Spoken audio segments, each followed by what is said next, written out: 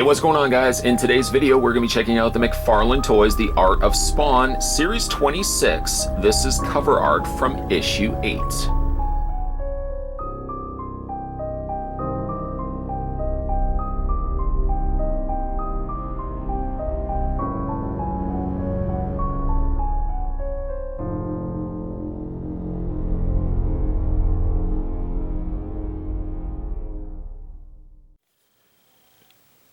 This one, because he's in a crouched position, he's a little bit smaller than some of the other Spawn figures that we've looked at on this channel. So let's get some dimensions going.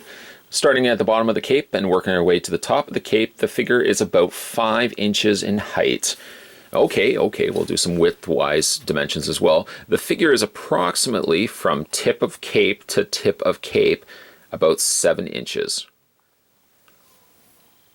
One cool little feature that comes with this particular Spawn is he comes with a standee, just a little slotted stand here. And then he also comes with a little cardboard card, which is, let me just hold on a second. There we go. It's a copy of the cover art from issue 8 in which this Spawn is depicted from. And you can go ahead and just put it in that slot. You can actually put it both ways too. You can either fit it this way, or you can fit it this way. It's entirely up to you. But it's a nice display way to showcase the figure because it gives you the source material in which the figure is based from. We'll move this out of the way. So this Spawn, when you get it out of packaging, consists of 2 parts. Let me see if I can do my best to separate the 2 parts so I can show you. The hard part is getting his head around the chain of his collar. So when you get it out of packaging, essentially what you're getting is you're getting the main cape, Spawn's cape, and it also serves as the way to keep the figure standing. Although the figure stands perfectly fine really on its own. One thing about the cape though is it's slightly on the warp side, just by the nature of the fact it was been in packaging. It's caused the front of the cape to kind of curl upward. So I may want to try to just heat that up so I can flatten it out so it's a little bit more accurate to how it appears in the comic cover. Getting a look at the cape itself, some nice detail work, a very vibrant red one would expect to find with Spawn's cape is also here in issue 8's Spawn. The interior has a nice dark, very dark black interior, which also helps to add some additional shading when you have the Spawn figure in the front, and that's also how the comic cover appeared to have it as well. Although really in the comic cover you don't see it as well, because again, it's such a close-up look at Spawn. They have done it a slight darker shade, it seems, than the actual card. The card almost makes it look a little bit more like a dark cranberry that they use for the interior of the cape. Instead, McFarlane Toys simply just made it a very dark black instead. And you've got your little skulls on the top. A little bit of paint carried over to the cape from the skulls, but that's okay. And you've got yourself a real metal chain. The collar's up at the top, the little peaks at the top of the collar. Spin it around, and you got some excellent looking cape sculpt here, which is always something that McFarlane does. When McFarlane does capes, plastic-wise in capes, the capes always look stellar, and this one is no exception. It's got some really nice folds and little creases and stuff to it. Also, given that black, that very dark black, it is almost borderline like the dark cranberry borderlining into a more black color, but it really helps bring out all those little folds and details and stuff to it. I also like the little point tips that are sticking out from the back of the cape, which really, this would only be, you know, an artist's rendering of what this would look like, because you're really only from the comic seeing it from the front. They had to then decide, okay, well, how would the back of the cape look if this was an actual plastic figure? So I think they did a really nice job of adding these little extra points, how they curl up. I really like that quite a bit. We'll put that right there. We'll look at Spawn, and then I think what we'll do is we'll kind of combine everything and get the final looks afterwards. So here we have Spawn crouched over. His one hand is kind of dragging itself on its knuckles, and you've got the little spikes sticking out from the gloved hand. Also on this hand as well. One leg is bent.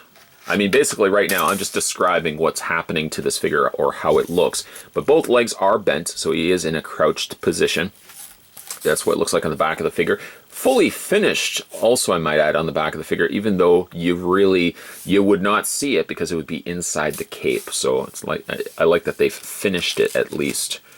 This guy doesn't have the greatest amount of posability, but we'll talk about that in a second. Really long chains. Now, these chains, once again, going back to the source material, kind of are just all over the place. They're just kind of sprinkled all over the bottom of the cape area.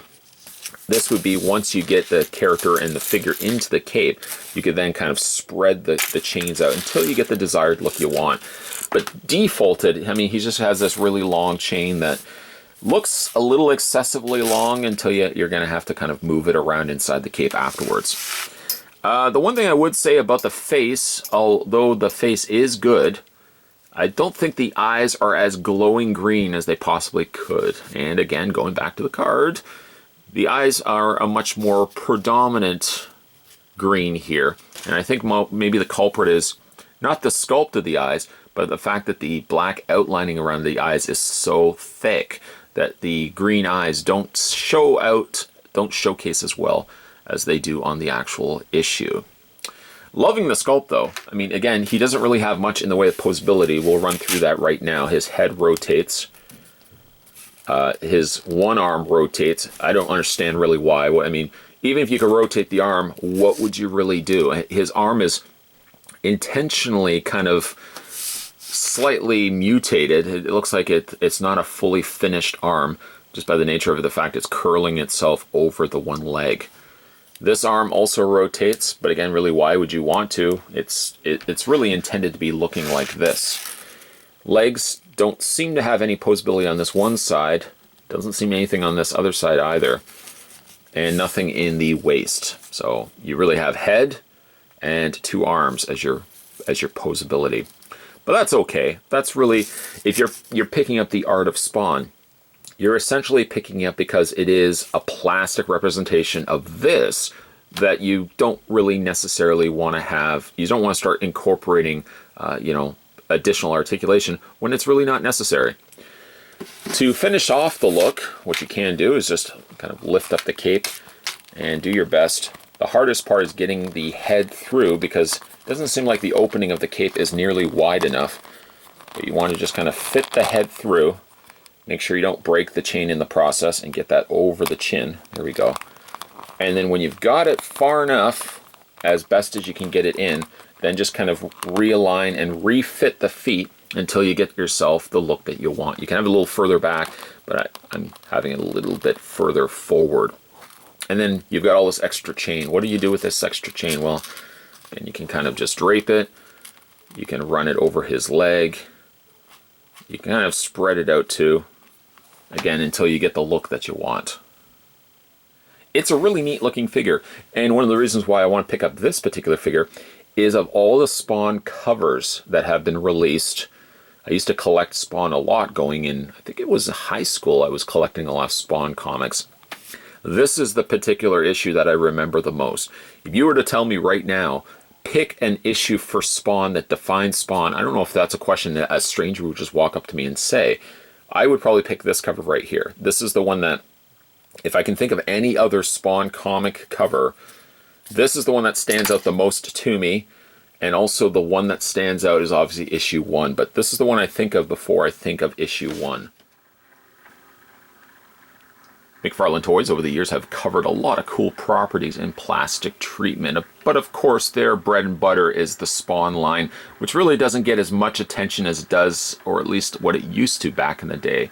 While I really love all the other lines that McFarlane Toys have produced, the Spawn stuff is not stuff I really have collected as much of, because there's just so much of varying quality and sculpts to these pieces. Some are really good, some are really bad. But the one thing I always really will want to get into more collecting is the art of Spawn. With the art of Spawn, you're taking a source material image, in this case you're getting the comic cover, and you're translating it to plastic. And 9 times out of 10, a lot of times it's more of a hit than it is a miss. I think they do a great job of translating a comic cover to plastic form, and in issue 8 here is obviously no exception. This is one of my all-time favorite Spawn covers, and thereby it's also one of my all-time favorite Spawn figures. It's surprising, actually, that I've waited as long as I have to cover this particular figure, as this is one figure I've always wanted to add to my collection. Today, though, we were having a look at the McFarlane toys. This was the Art of Spawn, Series 26, and this was Spawn from issue number 8. What is your favorite Spawn cover? That's actually a good question to pose you guys. Let me know in the comments section down below what your favorite Spawn comic cover is. Is it issue 8? Is it issue 1? Maybe it's an issue not mentioned in this review, but let me know down below. I'd always like reading your comments that you guys post in these videos. Speaking of comments and videos, make sure you also head over to my homepage and scroll down the section that says videos. Maybe if there's a video that you may have missed along the way, it happens to the best of us. Watch the video at your viewing pleasure, and I always like reading new comments in old videos. So if you haven't watched a specific video, feel free to comment in it, because I always like reading new comments. More videos will be coming on your way, guys. More videos coming your way in, of course, the next couple of days, probably even as soon as tomorrow. We're going to have another video up. So stay tuned for that. As always, thanks for watching. I'll see you guys next time.